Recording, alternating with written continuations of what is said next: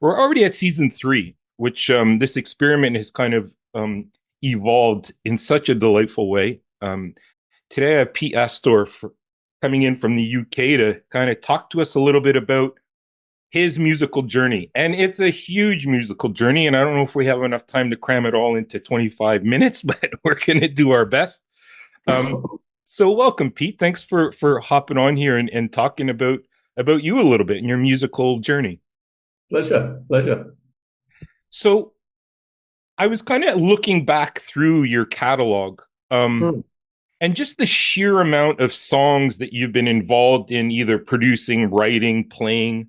Um, it's a lot. And I kind of wanted to rewind and ask you, like, where did it all start for you? Like, where did songwriting and being a musician become something of that was going to be a part of your existence? Like it had to be. Do you remember those beginning um moments in your history when music became, something that was going to be extremely important to you? Yeah, I think I remember. I think I was talking about this recently. I think online. There was a moment when I was about 11 or 12 where I was very interested in making military models, which I don't know where they are. They're somewhere, but there's a couple of them on the cover of the record. Right. That I Okay. painted. And I remember quite clearly thinking, is it going to be music or is it going to be military modelling? What is going to be my passion? I was a huge Slade fan, and I think it's something people tend to do in every time. Actually, it's like you sort of my favourite band was T Rex and David Bowie. My favourite band was actually Slade. I mean, I love T Rex. That was my time as a pop kid. Was Right. glam rock. So obviously, there's some extraordinarily good records. But yeah, anyway, I love Slade. Yeah. So and then it kind of, I guess, it just evolved. I mean, I was very much the suburban kid. I mean, there's a song that I've started playing live again called Tiny Town that's on Hmm. my first, not my first solo album. I got my sort of first solo album where I made an album called Songbox in 2011 or something like that. And it was going to be called Gold Watch. It was in my mind. It was like, you have gold watches in America, don't you? Do you have kind of Canada? Sorry, you're Yeah. Canadian. Yeah. You're Yeah. Canadian. Recognize the accent. Sorry. You have the gold watch thing, do you? The kind of like when people retire, they get a gold watch. It's kind of That's dying. right. That's right.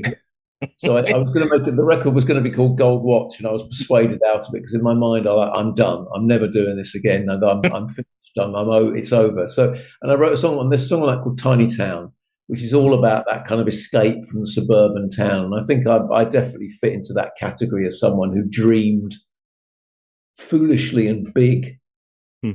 on the bus stop, on the high street, outside the top rank, waiting to go home with, I don't know, Jack Kerouac in my head, Right. Right. William Burroughs and the Velvet Underground all in my head. Yeah. You're thinking about the Lower East Side and all that sort of stuff in the high street in Colchester or in Putney in 1974. Do you know what I mean? So it was very Yeah. much that thing, and I think one of the key people, and I mentioned was a guy, was an older guy, and he was like a massive music fan. And I remember him lending me Raw Power. This would have been about 1974 or 75. And I remember going back from his on my bike, Hmm. holding Raw Power, and just thinking, wow, fuck, this is just, what is this? And then the record, and then I didn't even listen to the record. And I Right. kind of knew this. So it was I was very much a product of the NME in the 70s and Nick Kent and Charles Sean Murray and all those people and that kind of world. So that lighted my fire as a kind of creative person. And then the kind of beatnik, you know, poetry, Leonard Cohen, Nick Drake. The same guy, Nigel, was also a massive fan of Nick Drake. So I think I was one of those few people that's a fan of Nick Drake when he was still alive. Poor Hmm. fucker. But yeah, so I mean, so it was, it was that I was able to be turned on to like super cool music Amazing. as a transition from being a Slade fan to being a Velvet Underground fan or a Right. Stooges fan. It's nice preparation for punk because it's like, oh, I get it. Yeah. Because I guess the loft. was considered a post-punk kind of band that you were a part of. And was the Loft the first like band that you were a part of, or were there Yeah. more It's an before interesting that? question. No, we were very much the Loft were. I mean, it's a silly thing. We were almost like a post punk band. I mean, I was very much in a post punk band. I mean, I was talking to someone the other day. I was away from home and I ended up watching From the West Way to the World, the Clash film, and Mm, because I've come to really like the Clash because they embody so many mythic things about music. Even though mm, at the time I realised I'd never listened to London Calling, I'd never listened to Sandinista. I was so into post punk. I mean, I loved the first album, yeah, slightly disappointed by the second album, and then I'm like, I'm done. I'm listening to the pop group. I'm listening to Scrittability. I'm listening to that was my music. right. I was in a band then in the late in the late 70s, going to see people like Throbbing Gristle and stuff. Like we were in a band called Damp Jungle, which finally had a release. We were going to be on Fuck Off Tapes, which was if you've read Simon Reynolds' book Rip It Up and Start Again, which is about punk, post punk, we Fuck Off Tapes. We were going to be on Fuck Off Tapes with our thing. And, it finally got released. It is on Spotify somewhere. Mm, It's called Damn oh, Jungle. check it out. It's sort of like a cross between the pop group and Beat Happening, basically. Mm, wow. It's sort of one-legged funk. It's funk from people that can't play funk. Obviously, Beat Happening didn't exist when we did it, but the pop group did, and we loved the pop group, and we loved Right. reggae and dub. And I remember we did a show in 1979 with a DJ on stage with us, Wow. playing dub reggae with effects on it while we jammed along with it. We were very ambitious, and Yeah.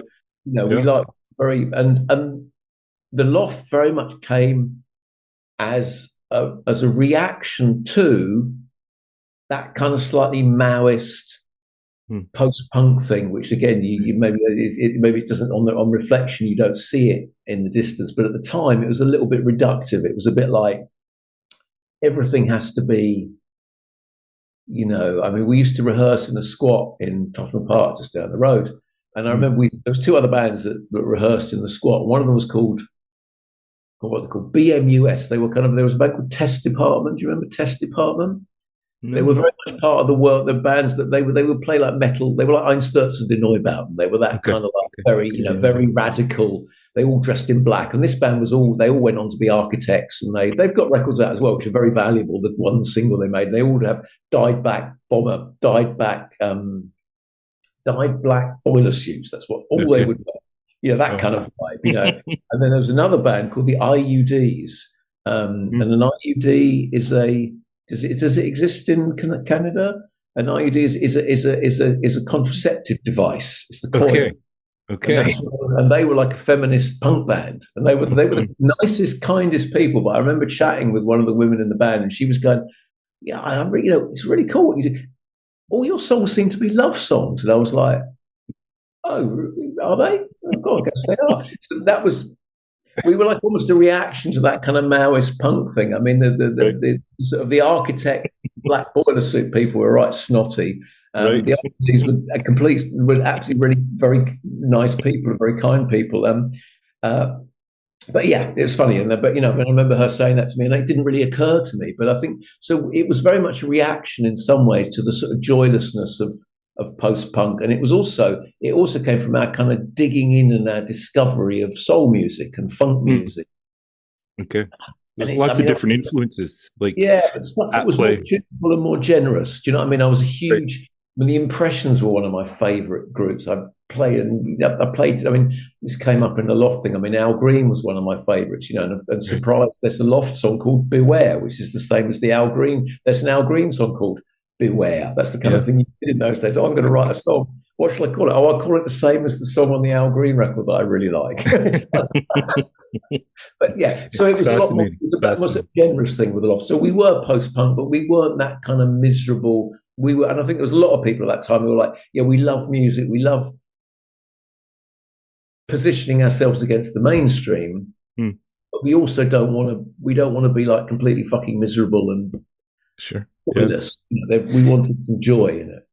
Was then the creation label, was it created through the Loft? Like, were the members in the band a part of the label as well, or was that the No, label was no. created? Yep. No, the label existed before us. Okay. Okay. Only Did it just. did it fit with your style? Is that like because that was the label that you guys ended Yeah, up well, it putting did. I your mean, we just started playing at Alan's club. I mean, hmm, we were originally called the Living Room. That was our name. okay. And we'd go along to the club, and the club was called the Living Room. And we just thought, we can't be called the Living Room and play at the Living. He offered us a show. We thought we just need to change our name because we sound stupid. I rather like the name the Living Room, so we changed our name to the Loft. I thought, oh I thought, well, why don't we move upstairs and call ourselves the Loft?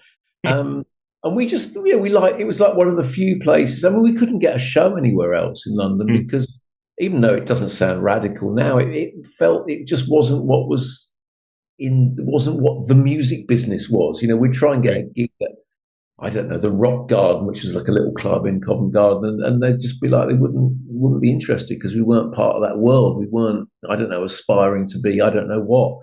Right. Whereas this was slightly alternative, and we loved it, and that's so. And then they offered to make a record with us, and we were like, Hmm. yeah, That's uh, great.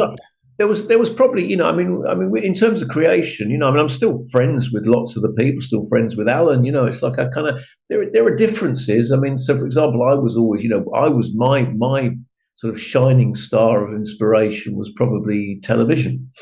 Hmm, right. A lot of the inspiration to Alan and people was the Jam, and I Hmm, didn't like the Jam particularly. So that hmm, was, it wasn't, but that didn't matter, but that was a different vibe. I wasn't particularly into the Jam and things like that. But yeah, yeah, it fitted with us, and they were lovely people, and we got on, and it just it's seemed like amazing. to do it. I had a question about so I mean, time rolled on and you I mean, releasing, records, every couple of years. How did you get into the University of Westminster and becoming a professor in, I believe you focus on songwriting. Is that correct? Yes, yeah. I mean, how did I get into it? I got into it because I had kids. Right.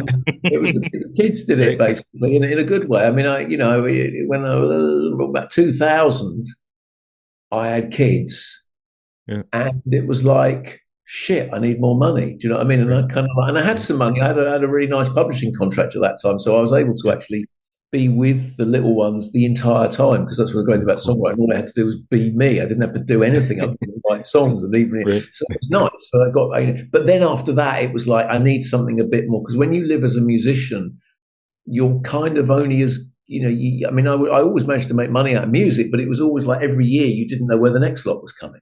Right. Right. And obviously, if you've got kind of kids, you don't really want that. So I kind of like leaned into the teaching more. And then I just Hmm. kind of like started at Goldsmiths, doing the songwriting course at Goldsmiths. My friend, and weirdly, my friend Gina Birch. Do you know Gina Birch from the No. Raincoats? No. No.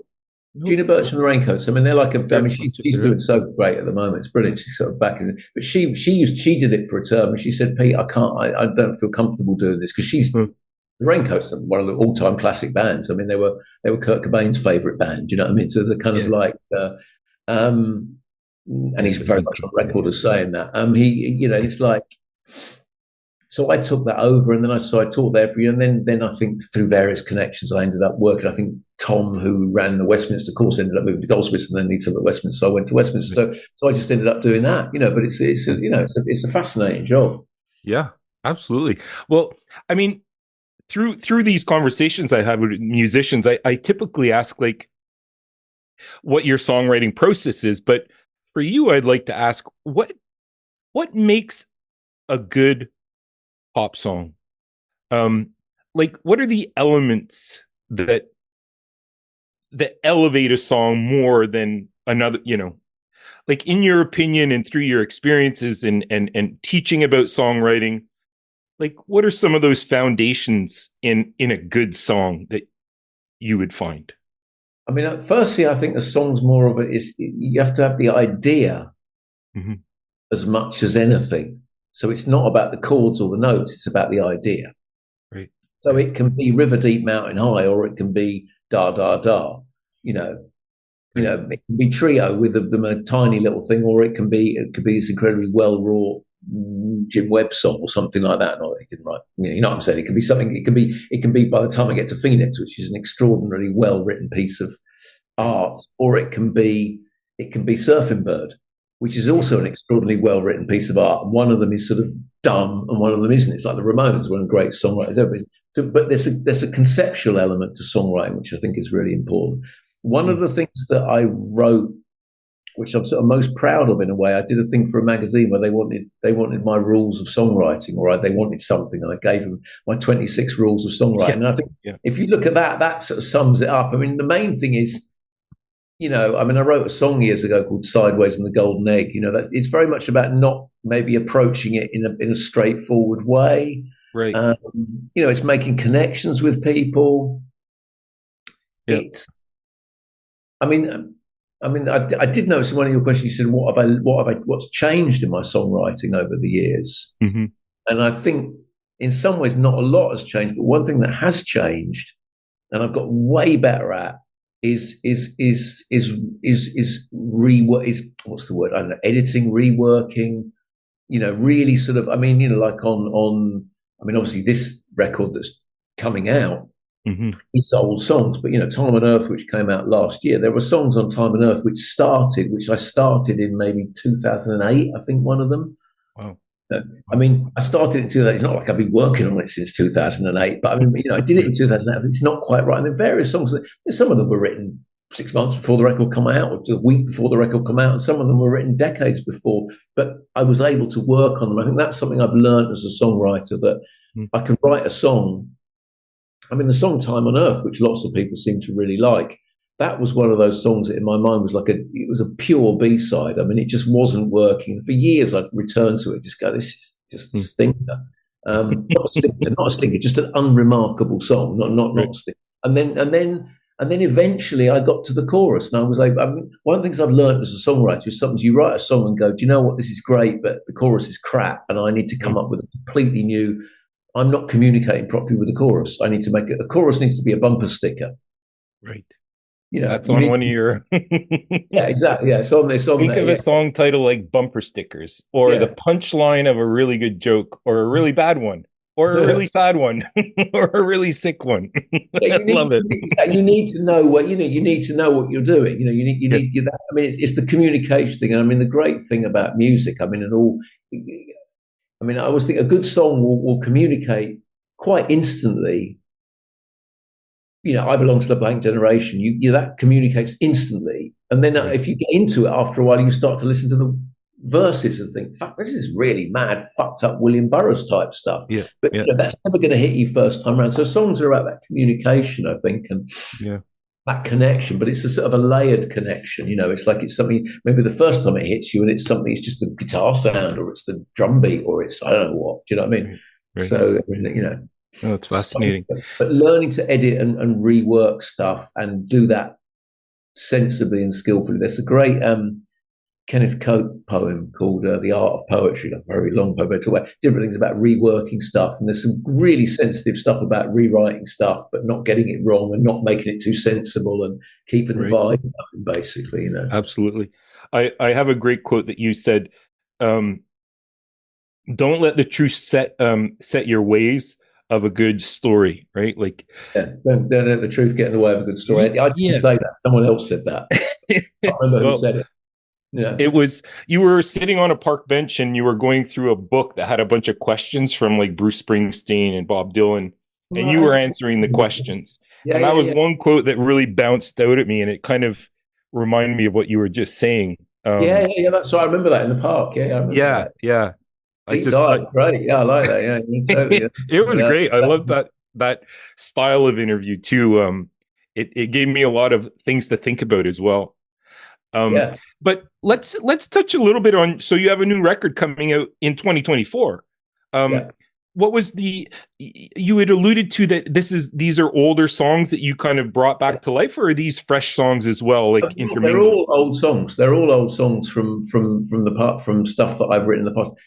Yeah, so it's kind of, it's something that various people have done, but what maybe makes it slightly different is I'm not doing my greatest hits. But the stuff that people, I don't know. There's various songs that I've done in the past that people are really fond of, Right. that I have no interest in reading. I'm not. There's no need to do it again. I mean, I don't think I'm bringing anything to it. So I mean, I think one of the key things about the record is, you know, there are various. They're quite obscure, the songs that I've done. You know, and you would have to know my stuff super well in order to know every song on it. I mean, some of them are ridiculously. I can't remember whether, you know. I mean, the Weather Prophets were always incredibly good at putting some of our best songs on B sides. You know, so Right. you know, so someone's like an obscure third track on a 12-inch single B side, you know, so it's like, but actually it's like, oh, actually that's telling much more truth about what I was going through at the time than half the stuff we put on the album. So Oh, I'm not unusual in that. A lot of people do that. You kind of get, yeah. you're not the best judge of your own songs. So it's Right. partly revisiting that. It's like, I mean, I think the song kind of exists apart from the recording, which I kind of enjoy that way that, you know, it's not just about the recording. And I'm also lucky enough to have a band with Ian Button and Neil Scott and Andy Lewis, who are just incredible. I mean, we literally recorded pretty much all the guitar, bass, guitar, bass, drums, and vocals in one day. Wow. That's You know, amazing. we did. I mean, some of the vocals are live in the room, some of them aren't. You know, and then we did Right. some in Right. real afterwards. I mean, so and they hadn't really heard the songs before. Mm. Mm. I mean, I'm so lucky that I've got musicians that literally can do it like that. I'm like, Yeah. fuck. So it's like, There's you some know, people out there that can do that, eh? I've heard of these people where you whistle them the melody and away they go. Like yeah, that's yeah, all yeah. I it mean, takes, I right? think also, I mean, you know, I think, I think my songs are quite generous for people to play. I mean, you Right. know, they're not. I mean, I like the thought that my songs aren't. I mean, they're not. Some of them more. Some of them have twists and turns in them which aren't obvious, but they're not. They don't feel, you know, when you're covering, they're relatively easy to play. I mean, they're Right. relatively easy if you have. But the main point is that, you know, I've played so many shows with Ian, Andy, and Neil. We've known each other for so long. There's a kind of a chemistry there, which Yeah. is like very little gets said, very little has to be said, and it just Right. and there's vibe. And Sean as well, who produces the records and records them and plays on them too. I mean, Sean is incredible. Amazing. Sean Reed. I mean, I don't know if you're familiar with his work. I mean, Yeah. you know, he's Yeah. played a ludicrous amount of, you know, extremely talented people, you know, and he still Absolutely. wants to play with me, which is amazing. So I'm very flattered. So he That's gives me his great. time. It's really cool. So the other thing about the record is it's like it was a pleasure to revisit the songs, Hmm. you know, and Right. I think my singing's got better. I think Mhm. my singing's got better over the years. So it's a Yep. real pleasure to be able to like maybe sing them a bit better. I mean, you know, it's kind of like that's a nice thing to do. Yeah. Uh, Did they change from the original kernel of the idea of the song to when you re-recorded them? Like, or did you keep them pretty authentic to the way they were originally I penned? think I changed absolutely nothing. Oh, I think I almost conceptually did. I mean, I changed the key, certainly yep. changed the key. I mean, I'm just trying to think. I don't have the record. I'm trying to go through it. I don't. I think I almost at a certain point. No, don't go there. Don't change. And I didn't change any of the words. Didn't change any of the chords. I mean, I may have got some of the chords wrong because I can't. They're going. I'm terrible. One of the reasons I end up writing songs is terrible working people's songs out, including my own. I sometimes have to say to a friend or say to Neil or say to Ian or go like, what are the actual chords of the song? Because I can't remember and I can't bloody work them out. And I wrote it. This is something that's happened more than once to me. What But yeah, happens to prolific writers, right? I mean, you've produced so many beautiful songs, effective songs, moving songs that yeah, I could see how it could be like, how did that one start again? I I think, remember yeah, playing, and that's the thing is you need that first kind of thread, and then once you get on it, you can ride that wave. But yeah, sometimes like you kind of get amnesia as to how does this song go again? oh Even God, yeah. though, I mean, but there's a lot of them. And I think also it's also just there's a certain kind of incompetence that I have that I'm just not great at working songs out. I mean, mm, I do. I will always put a song into Chordify and start with that. I mean, it's not right, right a lot of the time, but it's like, but you know, that's my starting point. Or I'll be straight onto Ultimate Guitar to look at the chords. I'm completely shameless about that and not very good at that stuff. You know, it's not my not my thing. But yeah, with the song, Yeah, it's the same. It's the same with the lyric. I mean, I can be. I'm sure a lot of songwriters have this. If I know the first line, I can remember the whole thing. yeah, But if I yeah. can't get the first line, and I'm sure you've spoken to songwriters where I'm wandering around on stage thinking I don't know what the first line is, and everybody's thinking, when's he Let's going to just start play singing? through the intro again. Yeah, Give once me I a get few the more first line, seconds. boom, the whole thing's fine. But it's like if I haven't got the first line, I'm adrift. That's it. So, So, Pete, just to kind of wrap things up, again, thanks so much for joining me. This has been pleasure, really, I mean, I pleasure. could talk with you for hours and hours. But what's coming down the pipe? So the record's coming out shortly. Is it In March. February? In In March. March. There's a couple more singles before the record comes out, and it's like, yeah, just lots of shows. I'm booking lots of shows. Nice. I'm playing a lot of solo shows. I mean, it's very much a sort of so I'm playing lots of solo shows, and I'm just putting stuff out there. I'm doing the song swap thing online, which I really enjoy. Like just Yeah, having that was different great. I things to really do. enjoyed that song that you and Darren did together. Yeah, Wow. yeah, yeah. That So was there's loads more. I've got some amazing versions of songs. I mean, the next single's Chinese Cadillac, and there's a couple of versions of that. Heidi Berry's done a version of it, which is amazing. It's completely different, and then I've done another version with Dave Callahan, which is also with David Lance Callahan, which is fantastic as well. So it's just a huge pleasure to do that. yeah, Uh, yeah. That's great. I love that idea. What a great idea to do that song swap. no, I think So it's also really important to create stuff that's, if you're going to be online, is to create stuff that's genuine and generous, and that yeah, isn't like me, because that's painful for everyone. Do you know what I mean? I think yeah, I'd like to create content that's actually interesting for people, and hopefully is quite entertaining. absolutely.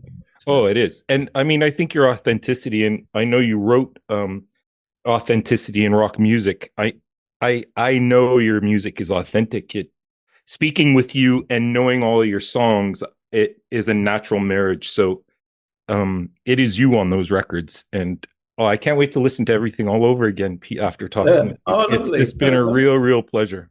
No, come on, I look forward to that. I'll be putting it out there, and sharing. I look forward to that. Brilliant, Awesome. brilliant, Well, thanks so cool. much, and all the best with the new record and the tour, and wish you all the best. Yeah, and enjoy your Friday. Oh, Friday. Brilliant. Absolutely. Cool. Thank you. Bye.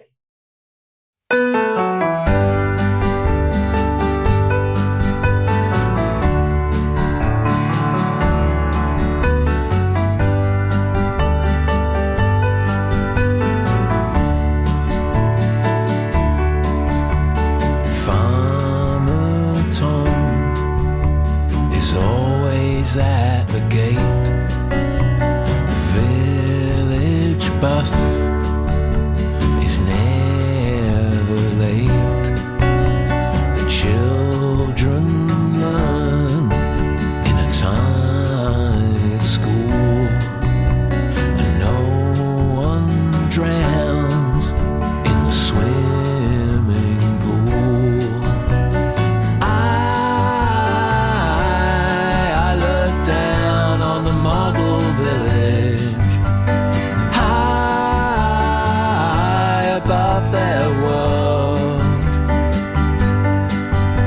where no one dies, no one cries, and no one feels the pain, and the days just fall away, and the days just fall away.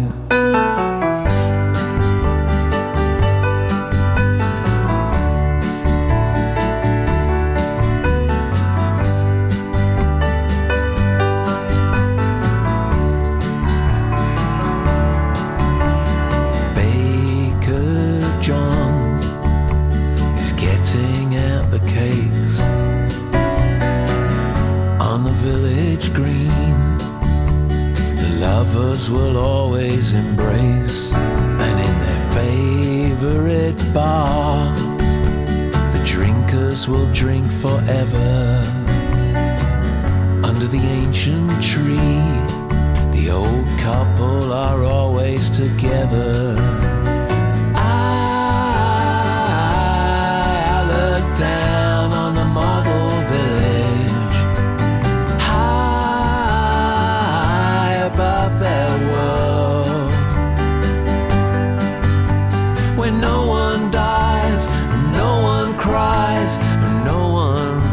feels the pain, and the days just fall away, and the days just fall away, fall away.